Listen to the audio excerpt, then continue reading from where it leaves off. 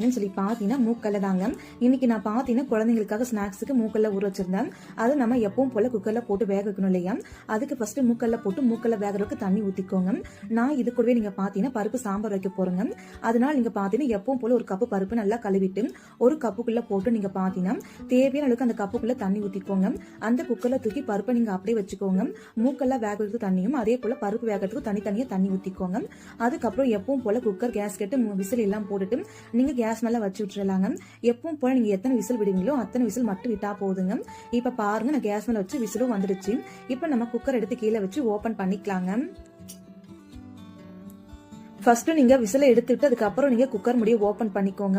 ஏன்னா குக்கர் முடி ஓபன் ஆகாது, அதனால தாங்க.